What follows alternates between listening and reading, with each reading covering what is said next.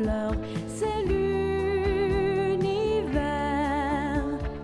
du bonheur. La vie Tao Tao, notre Tao Tao. Prenons garde aux petits ours pandas. Prenons garde aux petits ours pandas.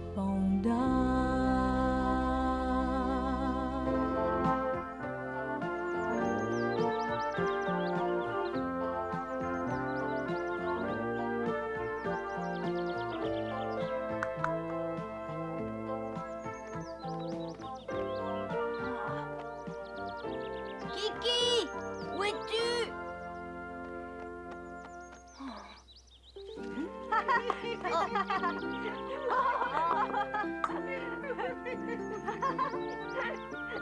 Attends-nous, Tao Tao, on va descendre de là. Est-ce que ta mère est dans les environs? Non, mais elle ne va pas tarder. Oh, j'en ai assez.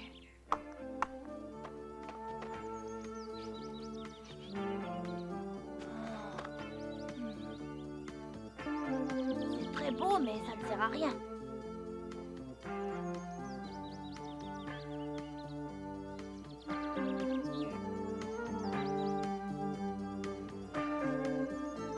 Pourquoi cherches-tu à en faire la collection? Parce que ça me plaît.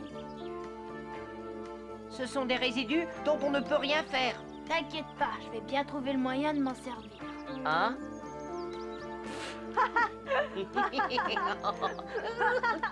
Ne perds pas ton temps à chercher. Les résidus, ça reste des résidus.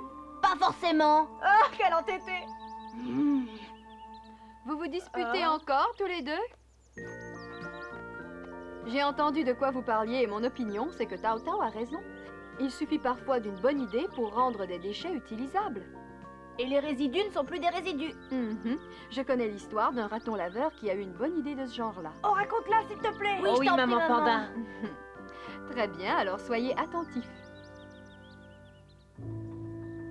Il y a très très longtemps, dans un pays très éloigné, vivait un petit raton laveur nommé Palo.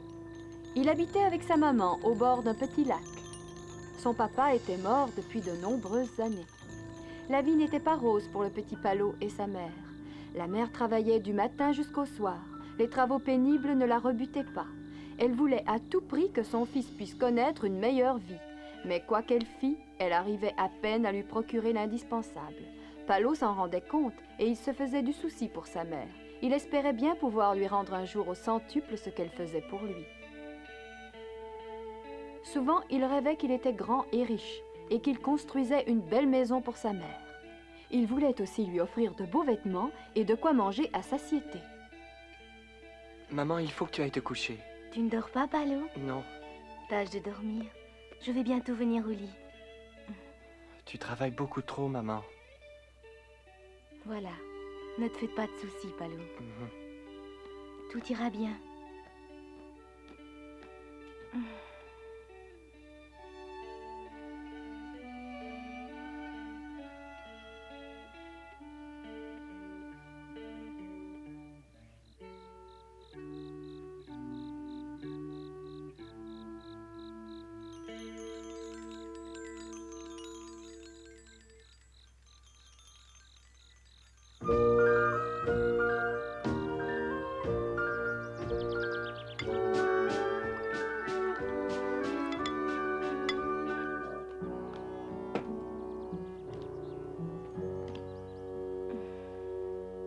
Maman, Oui, oui.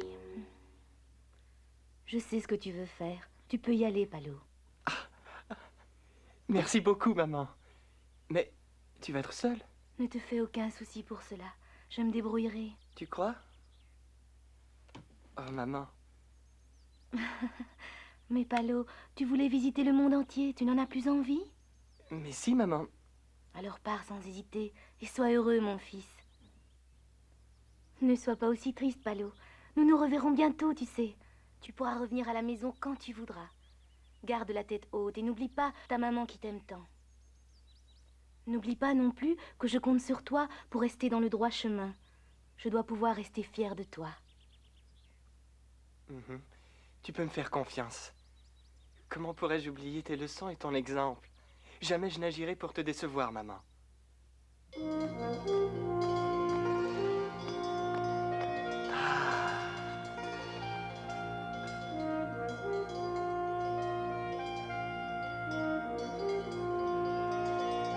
chance, mon fils!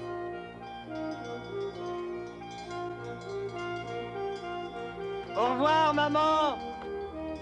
Je reviendrai bientôt!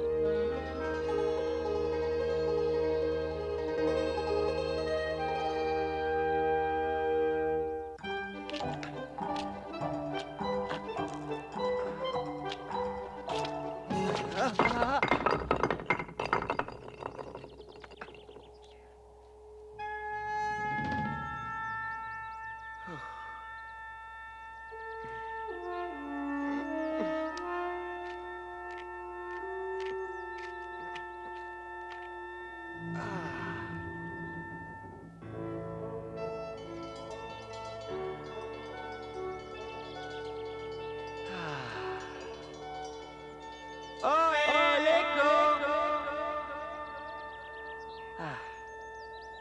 Ali, allô? Écho! Oh, hé, écho!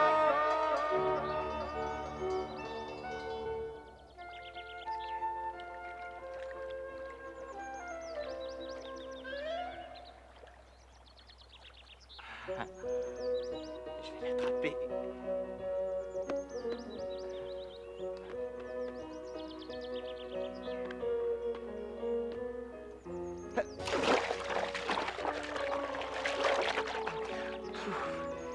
Je l'ai.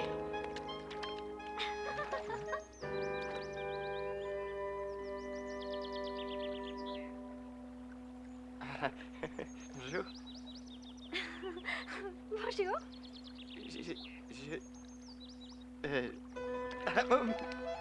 Je m'appelle Palo, je veux devenir riche. Je trouve que c'est une bonne idée. Pourquoi cela te fait-il rire? Comment vas-tu devenir riche? Toute la question est là, je ne sais pas.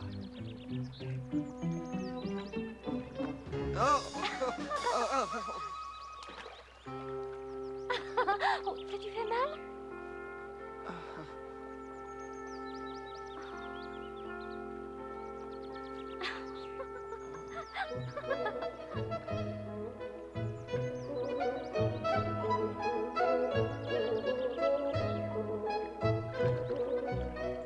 Excuse-moi, je n'aurais pas dû rire.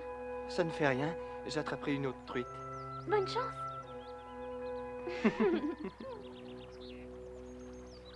Je ne sais même pas ton nom. Qui Sarah?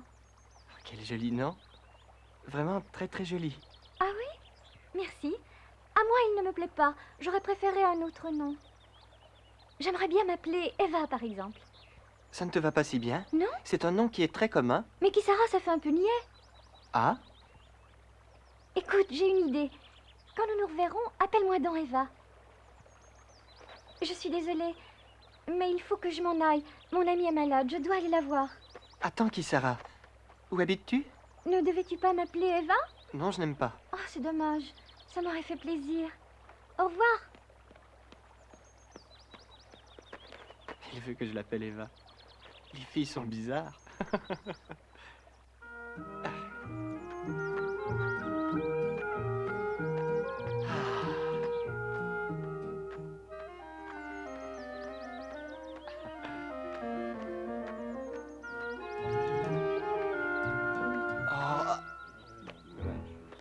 Oh là là.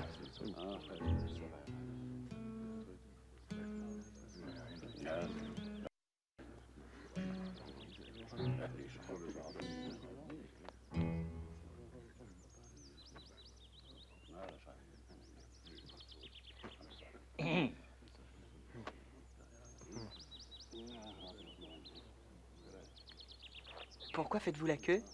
Parce que Il y a sûrement une bonne raison. Pourquoi ne veux-tu pas me la dire? j'ai pas envie. Ah. Dis-moi au moins à qui appartient cette maison. Elle appartient au très habile Oukira. C'est le meilleur homme d'affaires de la région. Ah, oui? Et sait-il comment on devient riche? Il connaît toutes les façons de le devenir, mais il ne donne des conseils que très rarement. Dans quel cas les donne-t-il? Dis-moi, as-tu une affaire à lui proposer? Une affaire? Non? Alors sache qu'ici tu perds ton temps. Ah. Oui?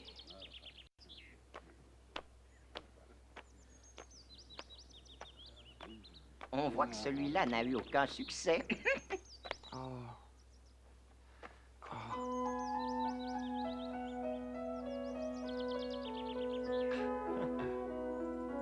Oh, les belles framboises. Elles sont mûres. Oh. Pourquoi ne pas proposer à Monsieur Oukira une affaire de framboises? Mais laquelle?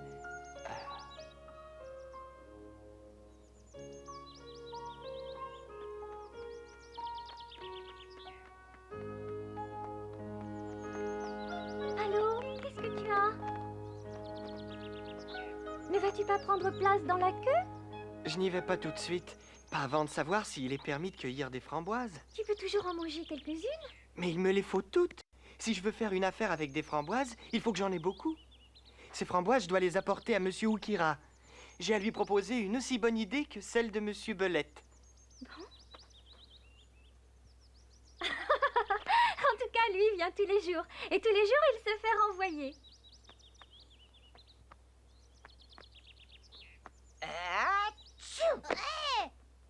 Ne mouille pas mon plan, sinon je vais te taper dessus avec ma règle. On dirait que tout cela t'est très familier. Ça, tu peux le dire. Tout ici m'est très familier. Pourquoi? Viens-tu souvent par ici? Oui, je suis la fille de Monsieur Oukira. Oh, ah, toi? Oui.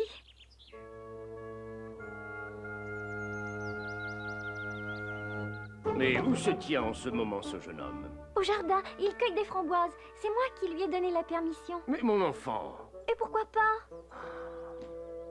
Aimerais-tu connaître mon ami Palo? Je peux le faire venir pour te le présenter. non, je n'y tiens pas. Qu'il fasse la queue avec les autres et qu'il attende son tour pour venir me parler. Oh! Je dois encore ajouter que Palo est le fils d'un de mes vieux amis. Vraiment? Mais oui, je le connais. Hélas, son père est mort depuis quelques années. La dernière fois que je l'ai vu, il était petit. Oh,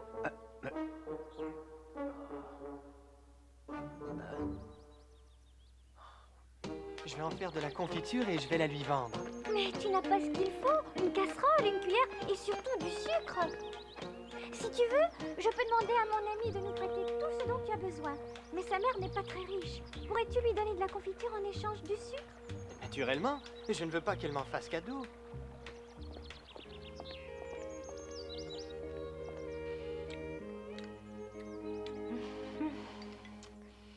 C'était une très bonne confiture, j'en voudrais encore. Tu ne trouves pas que tu en as assez mangé? Il y en a encore une pleine casserole sur le feu. Donne-moi ça, merci. Ma fille voudrait avoir une autre assiette de confiture. Elle peut en avoir autant qu'elle veut. L'essentiel est qu'elle guérisse. Palo, Oui? j'aimerais pouvoir t'acheter toute la marmite de confiture pour la laisser ici. Cette confiture plaît tellement à mon ami. Nous l'avons faite avec tes framboises de toute façon. Elle t'appartient? Ah, tu es un trésor. Ah, merci. Qui Sarah? Et dans tout ça, que devient ton affaire? Je trouverai bien autre chose. Palo, Oui? j'ai moi-même tressé des corbeilles. Si tu les veux, je te les donne. Merci beaucoup, je les accepte volontiers. Que vas-tu en faire? Je n'en sais rien encore.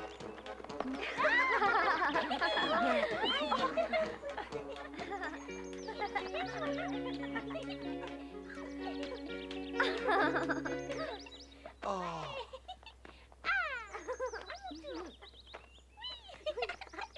Pourquoi ne vas-tu pas jouer avec eux? Je lis dans tes yeux que tu en as envie. Est-ce parce que les autres ne veulent pas de toi? Oh, je ne peux pas jouer avec eux, hélas. Tu vois, je risque de faire mal à quiconque essaye de me toucher. Ce sont ces piquants qui gâchent tout. Mais ça fait longtemps que j'y suis habitué. Le pauvre petit.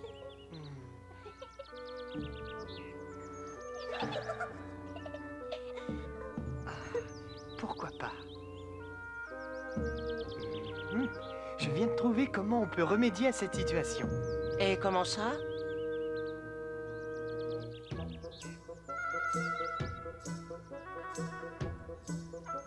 Alors, content, tu peux aller jouer avec les autres sans craindre de leur faire mal. Youpi!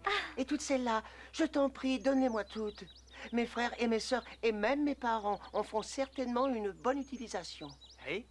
Si ces corbeilles peuvent être utiles, prends-les. Oh, merci Il y a beaucoup, vraiment pas de raton quoi. laveur.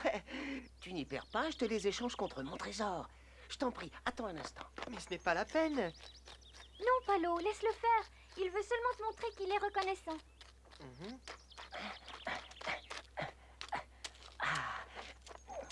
Voilà, il est beau, hein? Un parapluie. Ah oui?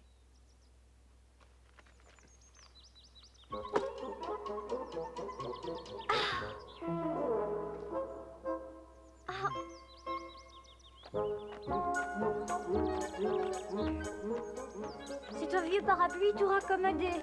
Bah oui.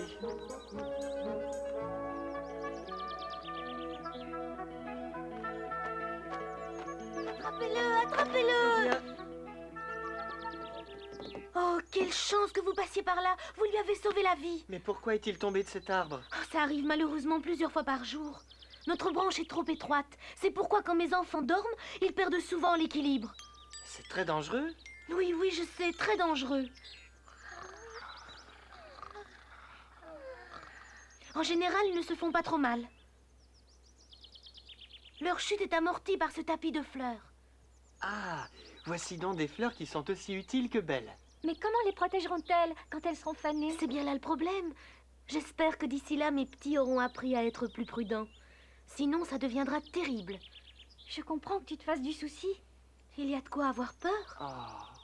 Eh bien, j'ai une idée. Je te donne mon parapluie, tu en as vraiment besoin. Hein?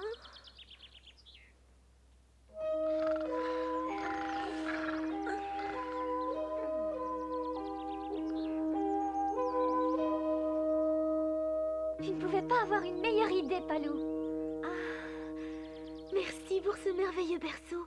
J'aimerais te remercier en t'offrant mes fleurs. Ça, au moins, c'est un cadeau agréable. Je n'aurais jamais cru qu'elle nous en donnerait autant. Que pourrions-nous bien faire avec toutes ces fleurs?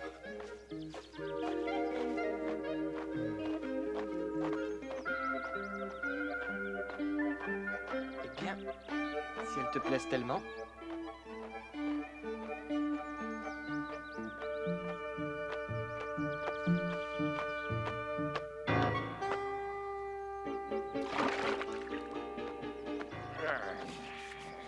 Tu nettoies ta voiture bien minutieusement? À quelle occasion spéciale? C'est très simple. Je dois aller chercher ma fiancée car je me marie aujourd'hui. Ah, tous nos vœux de bonheur. Elle est bien également. Je ne manquerai pas de transmettre vos vœux à ma fiancée. Si seulement cette voiture n'était pas aussi hideuse. Je la frotte depuis des heures et cela ne se voit même pas. Ma fiancée va certainement être déçue.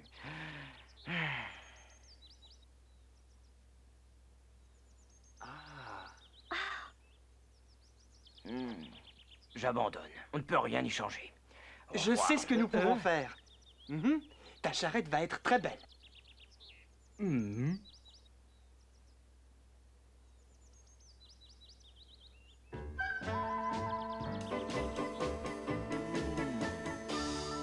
Oh, c'est sensationnel, c'est admirable.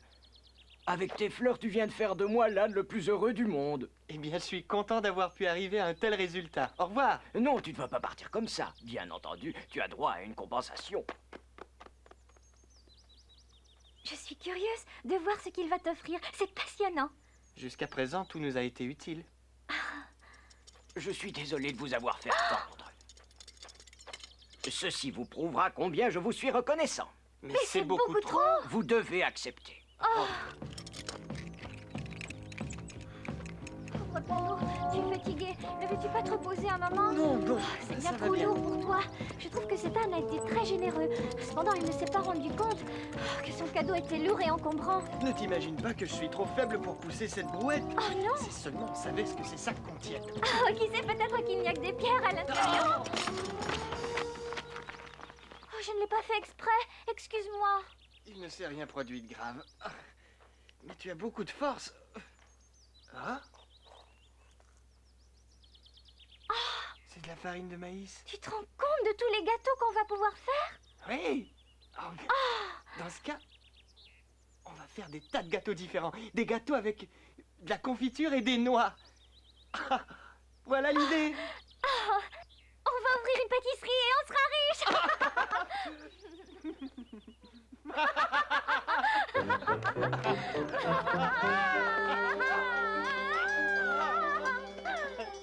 Palo et Kizara ouvrirent donc leur pâtisserie. Leurs gâteaux de maïs furent bientôt renommés dans toute la contrée. Les animaux se pressaient en foule pour les acheter et les déguster. Palo n'arrivait pas à satisfaire toutes les demandes. À midi, toute sa fournée du matin était déjà épuisée. Kizara était très fière de lui. Quand Palo demanda la main de Kizara à Monsieur Oukira, celui-ci la lui accorda volontiers.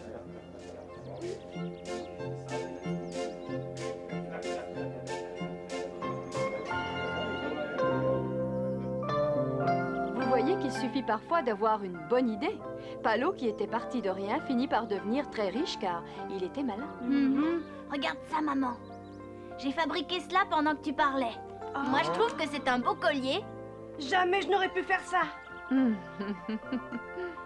Mais par contre, je crois que j'ai une meilleure idée. Oui, moi aussi.